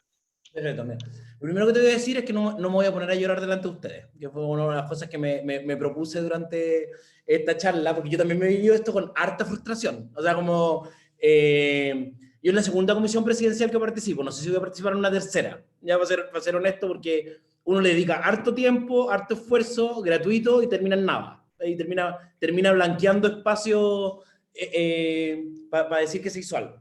Efectivamente, una de las propuestas que se emanó tenía que ver con la posibilidad de transformar esto en una oportunidad de poder modificar el sistema de aprendizaje en dos líneas. Uno, con la incorporación de la educación emocional dentro de los distintos niveles, y lo segundo, con hacer ciertas modificaciones curriculares que fueran más en línea de los tiempos, desde el programa de aprendizaje integrado, en términos a proyectos, en términos de que, por ejemplo, lo que muestra más evidencia, te voy a decir cosas saltadas, es que los niños necesitan deporte. Hoy día nosotros propusimos que hubiera una franja de deporte diario dentro de los colegios, al menos de media hora, para poder disminuir la irritabilidad y disminuir la impulsividad de los niños, el incremento de los tiempos de recreo. Propusimos que hubiera en mayo una semana de receso académico, pero no de receso escolar, en el fondo en que los niños volvieran a tener interacción social, cuestiones deportivas, culturales, etcétera.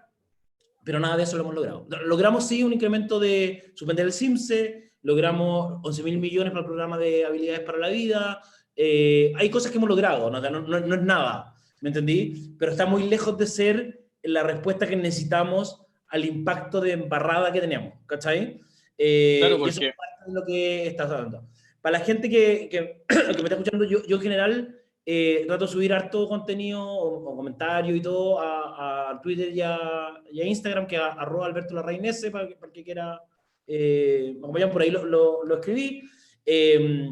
Yo hoy día, en general, estoy dando algunas charlas, pero no estoy haciendo tantas cosas porque para la gente que me preguntó dónde pudieran escribir más, yo estoy diseñando el plan de salud mental de Rapa Nui y estoy empezando el pilotaje del programa salud mental perinatal, ya que es como, estoy bien enfocado en tratar de lograr que Chile tenga un protocolo de acompañamiento a las mujeres embarazadas y posparto en temas de salud mental. Entonces, nos quedamos cortos, hay muchos temas. Por ejemplo, nos contaron de los niños TEA. El mundo de los niños TEA es un mundo aparte. Ahora, la página de Adipa tiene mucho material. O sea, mi recomendación en el fondo para los que están por primera vez acompañándonos es que ojalá naveguen en la página y vean. Hay harta hoy día en la web.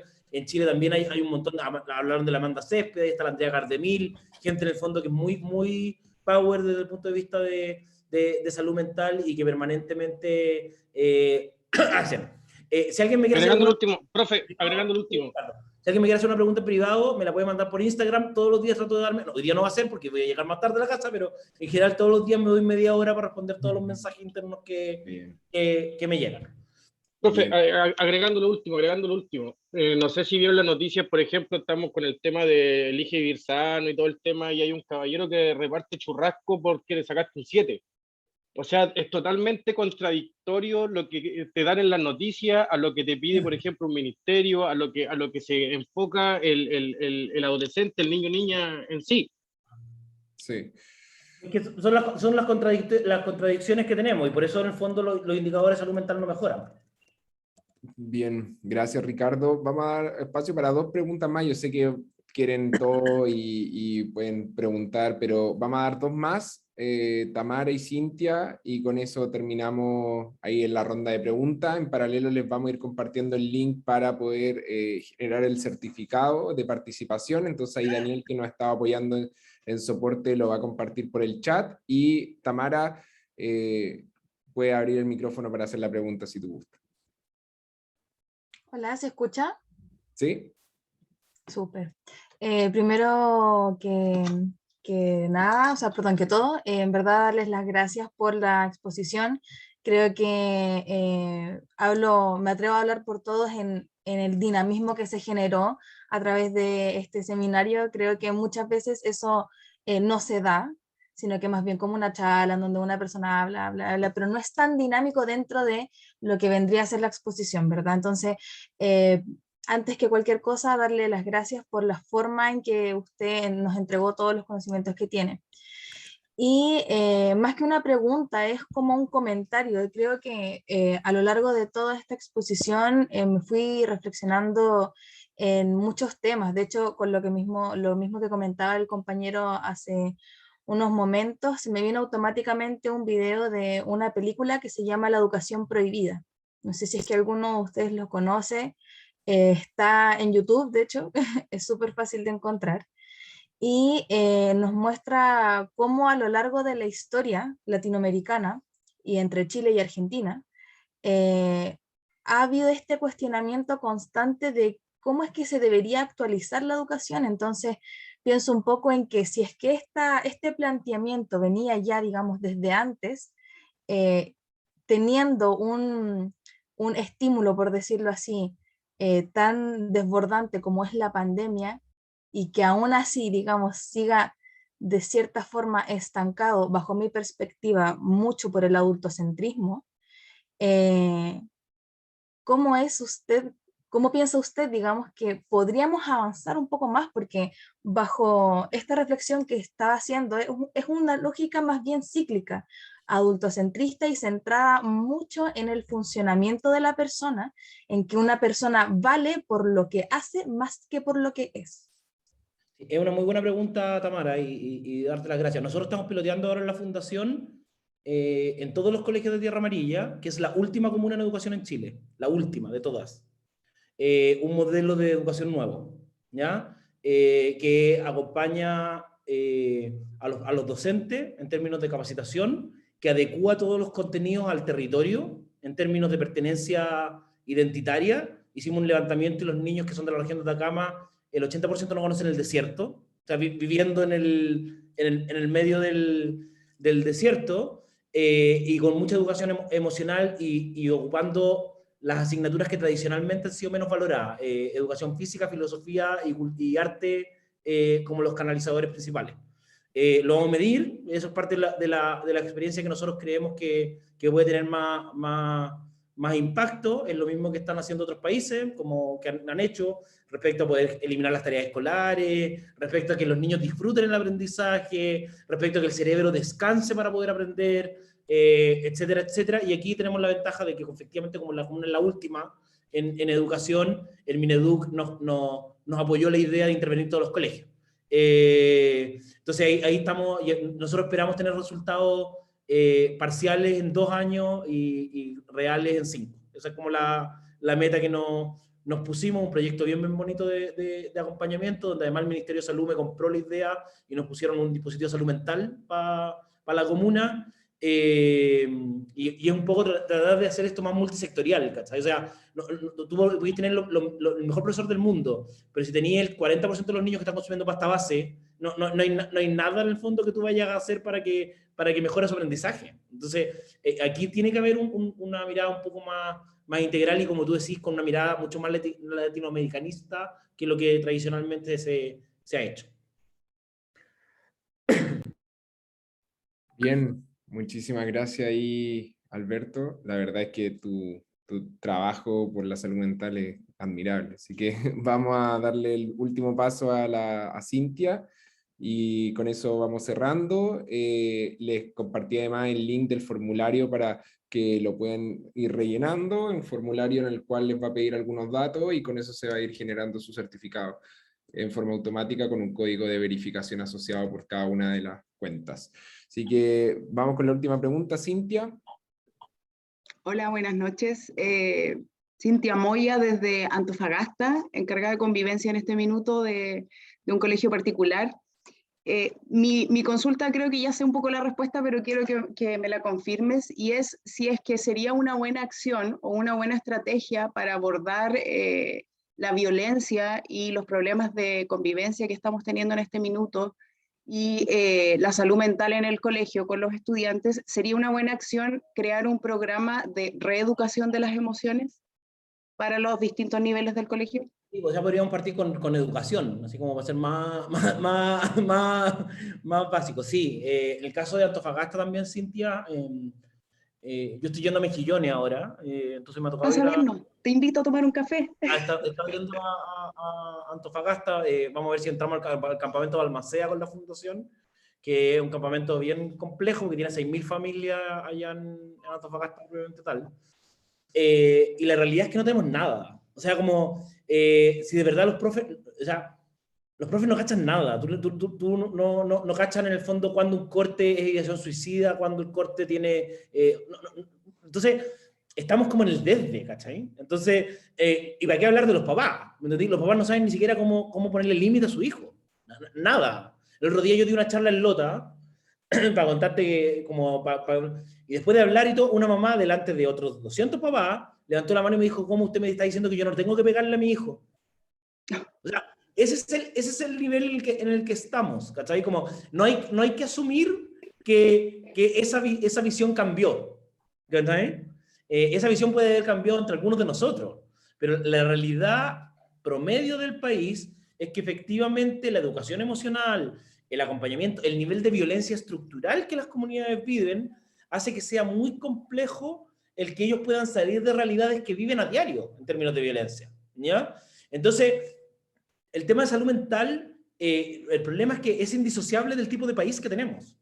Es indisociable. Entonces, si nosotros no logramos empezar a que los colegios tomen educación emocional, si tú decís, mira, tenemos 57.000 fallecidos y aún así no hemos logrado un programa de acompañamiento emocional, aún así no tenemos un programa de acompañamiento al duelo. O sea, nosotros logramos convencer en la fundación, y espero que se apruebe el martes, logramos generar un prototipo de acompañamiento de prevención de suicidio. Yo, cuando fui el encargado nacional de prevención de suicidio del ministerio, logré levantar 146 millones de pesos para empezar la implementación. Eso fue el año 2014. Hoy día el presupuesto son 150 millones de pesos. O sea, yo me fui del ministerio hace 8 años y el presupuesto sigue exactamente en el mismo monto que yo lo dejé. Entonces, ahora logramos convencer al gobernador Orrego de generar un prototipo, que es un proyecto de 1.700 millones de pesos para la región metropolitana, para poder acompañar a todos los colegios de las comunas, entregarles capacitación en prevención de suicidio, porque ese es el tipo de inversión que necesitamos. O sea, no basta con hacer cosas parches, o sea, nosotros necesitamos empezar a nivelar la información. Porque si no, efectivamente, como pasó el otro día, una alumna se tiró del tercer piso de un colegio en el medio de un recreo y nadie sabía qué hacer, ¿cachai? Y eso es parte de lo que nosotros tenemos que lograr, dejar de tenerle miedo a hablar de este tema, dejar de tener miedo a hablar de abuso sexual, de empezar a develar lo que existe. Entonces, yo creo que efectivamente para el programa de convivencia generar un programa de reconocimiento de emociones, así de simple. ¿Cuál es la diferencia entre enojo y frustración? Así de básico. ¿Cuál es la diferencia entre pena y tristeza? Como angustia. La gente no sabe. Entonces tú empezáis la consulta y tú empezáis, ya, pero a ver, usted me está diciendo que tiene pena y yo pensé que usted tiene rabia, ¿me entiende? Entonces, y uno empieza así y me dice, no, pero es que no sé, doctor, lo que me pasa. No sé. O sea, por último, una cosa es que tú digas, mira, algo te pasa, pero la respuesta más habitual es, no sé lo que me pasa. No sé no soy capaz de reconocer ningún tipo de emoción. Entonces, en ese sentido es súper importante efectivamente ir generando los canales para que ese no sé se vaya disminuyendo. Y por último, la gente te diga, mira, estoy mal, estoy bien, etcétera. Muchas gracias. Bien, bien. Buenísimo, Alberto, muchísimas gracias. Ahí, Daniel, no es necesario el tema del QR porque hemos estado compartiendo ahí el link, así que yo creo que puedes dejar ahí de compartir esa parte. Y ahí, bueno, vamos a concluir la sesión. Nosotros nos vamos a quedar desde ADIPA ahí algunos minutos más, por si acaso alguien tiene algún tema con el certificado y los vamos a apoyar, pero para ya desde el punto de vista de la charla y poder también liberar a Alberto en esta excelente exposición. Desde ADIPA estamos muy, muy contentos. La verdad es que no pensamos también que iba a tener tanto interés. Yo creo que ese tanto interés también demuestra esa necesidad por seguir capacitando a los profesionales y seguir entregando esas herramientas. Yo creo que muchos de ustedes que trabajan con niños y niñas, lo que comentaba también Alberto es se necesitan más herramientas y estas instancias de aprendizaje un poco quieren aportar ese grano de arena en poder entregar herramientas y además desde un punto de vista gratuito que ustedes puedan acceder. Así que la verdad muy contento, no nos esperábamos tanta motivación y tanta participación. Así que le agradecemos a cada uno de ustedes, agradecerle a Alberto la instancia. Nos costó, pero yo creo que salió súper bien, fue muy provechosa. Así que te dejo las palabras para despedirte y nosotros desde ADIPA nos quedamos, vamos a quedar un ratito por si acaso alguien tiene algún problema con el certificado o tiene algún tema, nosotros ahí lo vamos a apoyar, pero Alberto, todo tuyo para poder despedirte de más de 400 Muchas gracias, personas. Nicolás, muchas gracias por la insistencia. De verdad, me escribió 800 millones de veces para que lográramos agendar. Como ustedes ven, yo estoy en hartas cosas. El tema de la salud mental necesita más adeptos, necesitamos generar más presión social para que esto avance. La presentación se la vamos a mandar, yo no se la he mandado todavía a Nicolás, se la voy a mandar probablemente mañana en la mañana, para ser honesto con ustedes, entonces probablemente va a quedar arriba con el video.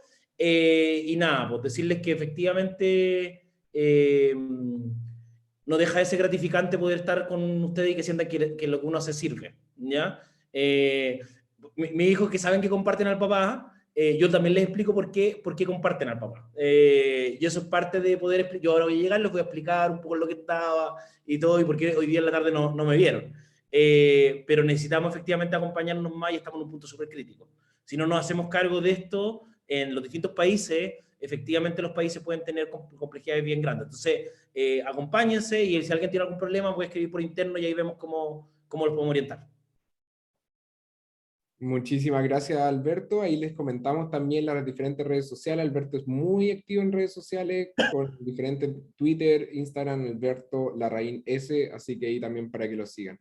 Muchísimas gracias, Alberto. Chao, que estén bien. Muy bien. Chao, chao. Gracias, adiós. Chao, muchísimas gracias. Chao, muchas gracias. Bien. Gracias. Los que ya tengan su certificado, si quieren se pueden ir retirando. Los que tengan algún problema y ya rellenaron el formulario exitosamente, se demora de 5 a 10 minutos en llegar. Le agradecemos a Chao, todos. Adipa, muchas gracias. Gracias, ¿no? Muchas Desde gracias, ADIPA adiós. nos alegra que Pasaron. puedan Estuvo venir. excelente, gracias. Les vamos a compartir de nuevo ahí a todos los que necesiten el formulario. Ahí está el formulario. Muchísimas gracias a todos y todas. Nos vamos a ir quedando nosotros unos minutos para todos aquellos que tengan algún problema, algún tema. No se preocupen, aquí nos vamos a quedar para apoyarlos. Nicolás, Gracias. Sí. te habla Valeria. Buenas, sí. Hola, sabes Gracias. que no estoy en mi dispositivo y no puedo no puedo iniciar sesión, entonces no puedo acceder al formulario. El formulario va a estar activo hasta probablemente mañana a las 10 de la mañana, 11 de la mañana. Así que si quiere lo puede guardar el link y mañana en la mañana lo puede hacer tranquilita. Ya, Por si acaso. gracias. No hay problema. Nico, Chao, muchas gracias. Hola. Sí.